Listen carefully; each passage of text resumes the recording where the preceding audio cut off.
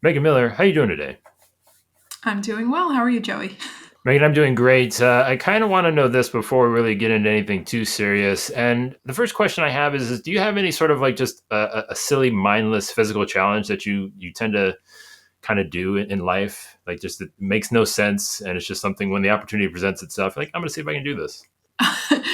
The first thing that's coming to mind, I'm a bit embarrassed to admit, is I like to play Candy Crush on my phone.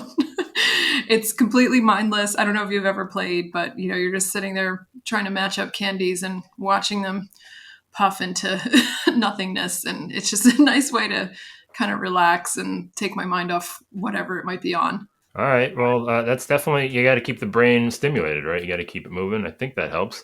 I go for something. I don't have the opportunity enough, but I like to race people in airports that take the moving sidewalk. I like to see if I can beat them just not walking on the sidewalk. It's my own little game I play just to get from point A to point B.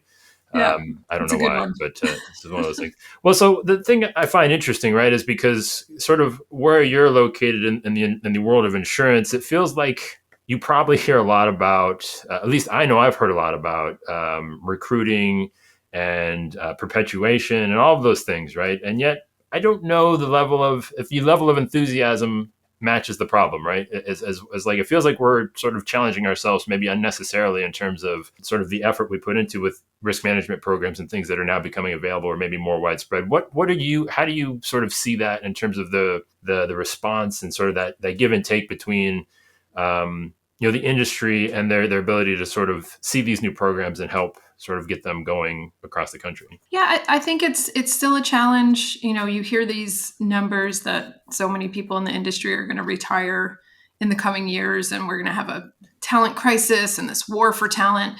People like to talk about it. I think recruiters are very passionate about it. I don't know that that translates all the way up to the top. Most people have identified the fact that, insurance isn't kind of this sexy place where all these young people are clamoring to work. And so education is really key, like letting students know, even if it's not an RMI program, like a robust degree program, just somehow letting students know about insurance, what's out there, and really the dynamic careers you can have. Everyone seems to know that that's an imperative, and there's kind of mixed results on who's doing it and how they're doing it. So it would be great at some point to kind of see a concerted effort come together, but it's a lot of moving parts, right? So it's not something anyone can tackle on their own. For our part, we do specific things to sponsor that education and just to get the word out. I like to call it spreading the good news about risk management and insurance, right? I think that's the biggest thing is just really reaching those students at the exact right time when they're making those decisions so that they're even thinking about this as a career option. What in your experience, what have you seen when they do get hit with that message at the right time? What's the general result or the outcome of at least being right place, right time? I mean, I think then you get students who are more intentionally going into these programs. Like right now, we have a lot of what I like to call legacy students, right? So my aunt works insurance. Like I actually got my niece into the industry, for example. She never otherwise would have. So there's the legacy students. Then there's people like most of us my age and up. I'm not going to say what that is, but around mid career who will tell you, I just fell into insurance by accident, right? So I think just exposing the students to very real world experiences, not just like sitting in a classroom and hearing like, this is what I do for work, but like getting them to a conference or getting them into an office to meet actual people. And then you get a lot of interest, right? Then you get people who are actually like, I'm going to sign up for an elective risk management class. It's nothing I ever thought of, but I'm going to sign up for this. And then it's really up to the professors to kind of bring it to life in the classroom and make it super exciting and interesting.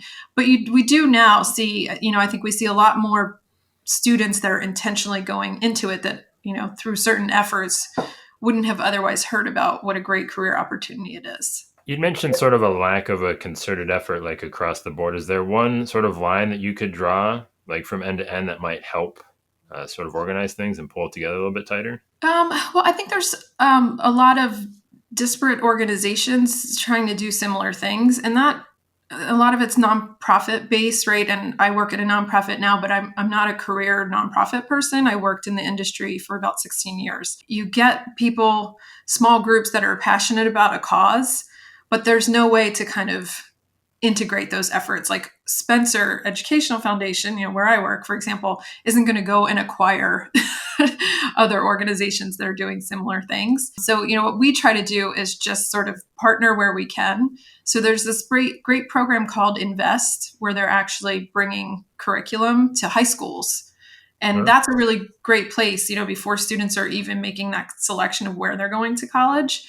And it's supported by a lot of the same companies that are supporting us. And, we're very supportive of it. And we don't have the boots on the ground at Spencer to do what they're doing, but it's kind of what we all want to do, again, like spreading that good news. So I think just because of the way the nonprofit space kind of works, it's hard to aggregate those efforts. And then on the corporate side, everyone's doing their own recruiting, and they don't necessarily want to partner with other companies because, again, this war for talent, they want to be like the employer of choice. So you're not going to necessarily see people in a full partnership to spread the word, right? Everybody kind of has to recruit for their own company, which makes sense. Yeah, and I've actually never heard of anybody getting at the high school level. I mean, what does that look like? Like, what is even that conversation? Is it an actual class, like offering basic like accounting, insurance type knowledge, or? Yeah, so I don't know the curriculum firsthand, but I believe there are different options. So it can be like a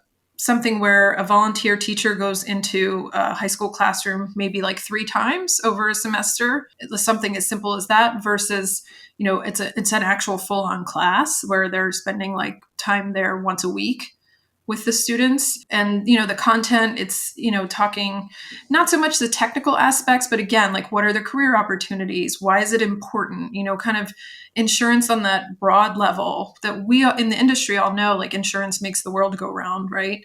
And just kind of bringing that idea to students that it touches everything from like insurance for your cell phone to like who steps in when a hurricane happens, just like bringing in those real world events and making it real for the students about how insurance is touching every aspect. This might be an impossible question, but I'm gonna give it a shot. So if you're an agency owner, right? You're somebody that's running a business. Like again, they're in that war for talent. What's the biggest thing that maybe they're disconnected from that you see from the people that you're helping get these educations introduced into these career paths? Is there one thing that you think they might be overlooking or just maybe not paying enough attention to where it might not be as appealing, or there's a communication gap? I don't know if my answer is going to really fully answer exactly what you're asking, but I think the problem more with the smaller agencies is they don't have enough of that entry level work to really bring in a small force, like a small new hire group. And then the second part is they don't have the resources to really mentor and train those people either, right? That takes a lot of work. Like you're kind of bringing in someone who almost knows nothing other than maybe what they learned in school. And you really need to invest in that talent. And if you're a very huge company, you probably have a lot of infrastructure there. You have a lot of that, lower level work that needs to be done. But, for agencies, I would think that, the issue is just not having the resources to bring those people in and really train them so that they're having a good experience and that they want to stay. So you said a couple of times the mission is to spread the good news of sort of insurance. Is there something that you have found that might help again these agency owners in terms of going out there and maybe taking a little more, I don't want to say agnostic approach, but just again not necessarily being concerned with them working at their company, but how do you think everybody could spread that word a little bit better in terms of introducing people and then ultimately benefiting in the long run? I mean, I think there's a lot of opportunity for people to go onto campus yourself and to do those types of classes or to go into a high school. Like, so this Invest program that I mentioned, anyone that's kind of versed in the field can request to set up one of these programs at a high school. And you're provided all the resources, like you just need kind of your time and talent, but you're provided the curriculum, you're provided documentation, whatever you need. So if you have a relationship with a school or if you have interest in that, which I feel like a lot of people in our industry do, people in our industry tend to love our industry. And if, I've met a lot of people maybe just because of what we're doing at Spencer, But I've met a lot of people who want to go into the classrooms and they want to engage with young people and let them know about great career opportunities. So I think any individual can do that if that's something you want to do. There's opportunities, like you can get in touch with an organization like Spencer. You can get in touch with someone from this Invest Foundation.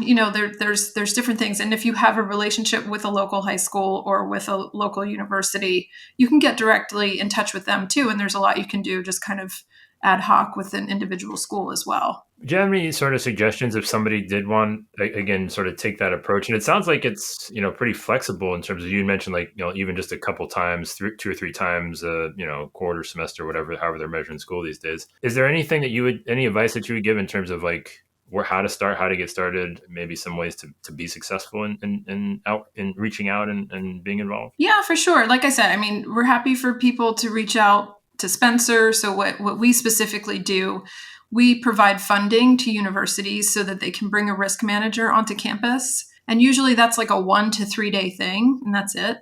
Right. So we'll provide the funding. And then, if you're a risk manager, you can kind of partner with the university to do that. And you'll get your travel reimbursed, for example. And then usually we provide extra funds for the university to set up a reception. So yeah, I would say, if reach out to Spencer, we can direct you to other places.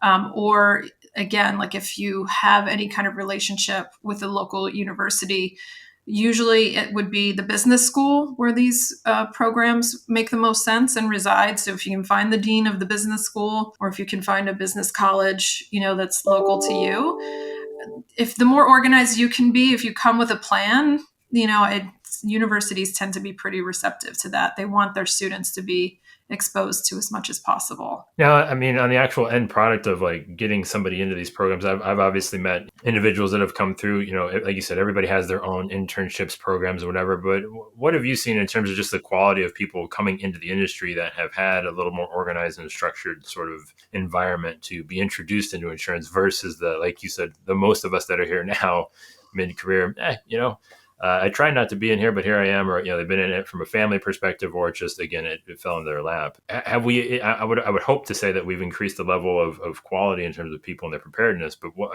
what's the big? How big of a jump have we made? I mean, to be honest, it's pretty huge. So I was just at Temple University. I'm based in Philadelphia. I was at Temple University, which is also in Philly, and they have a big insurance and risk management program there. And we got to have lunch with a group of about 20 students who are Spencer Scholarship recipients. So, of course, this is going to be, students who are already standouts, but I just couldn't believe it. I mean, most of the seniors had already had work experience at 2 different companies, whether that's underwriting or working for a broker or sometimes in a risk management department. They're all part of different clubs. So the Gamma Iota Sigma is kind of the big on-campus risk management fraternity, for lack of a better word. It's like an honor society, and they're all like leading different portions of Gamma Iota Sigma, whether that's the community affairs committee or the social committee, whatever it is. So they have these leadership positions. They have these diverse work experiences. Some of them are also working part-time internships while they're in school taking classes as well. So, depending on what type of student you are in college, like most of the, insurance professionals that I meet, they're like, yeah, I had like a 2.7 GPA and I drank a lot, and, not to like disparage anyone, but like I was so impressed with these students and what they're learning and the things that they're thinking about and the different competitions that they're entering and winning, these risk management challenges. So I think it's making a huge difference. And I think, the students coming out today are just really super impressive and hopefully will, add a lot of value to our industry in the future. It's interesting. Where do you think the overall awareness is for, something like this in terms of like the agency level? I mean, do you have a lot of people coming to these programs like for career days and things like that, like targeting these students to kind of have conversations with, get in early, offer internships and things like that? Or do you think there's still work to be done there in terms of, having agencies know, like, hey, this is a great place to look? I think, a couple of things. So, one is, the way that students are right now mostly getting attracted into these programs is through the schools themselves, right? So, the way the universities work, it's like everyone's fighting for the students, right? So, certain risk, or certain degree programs, degree concentrations, they have to like fill their seats, right? So that they get funding from the university. So they're doing a great job of really recruiting those freshman students, like come to our program, take our class. And it's all over the map, but they're offering like free pizza or just like there's a possibility to win an Amazon gift card, so those efforts are really broad. And that's really kind of the first point is those universities attracting those students in. And then just in terms of the corporate side, like they can enhance that a lot by, yes, like showing up at career days. I always think bringing students from campus into your office where that's kind of geographically and physically possible, that has such an impact, right? It's just cool for the students to kind of see the work environment and what's going on, and like if you can set up some sort of project while you're there, whatever it might be, like, or introduce them to some clients, I think all of that adds to the draw. So there's things that the universities are doing. I think there's things that companies can do as well. I don't know about you, Megan, but I miss the days when I would make such large career, like life impacting decisions on such little incentive. I tell you what, I don't. It's Slice of amazing pizza. what, yeah, it's amazing what you could be roped in for.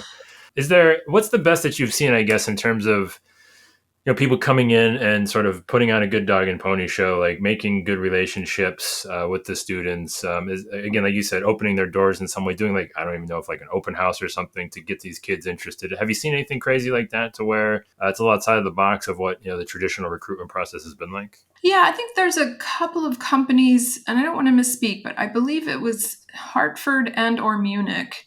I think it was Munich Re that they actually bus high school students to their Princeton campus, and they do this kind of whole big day of really wowing the kids.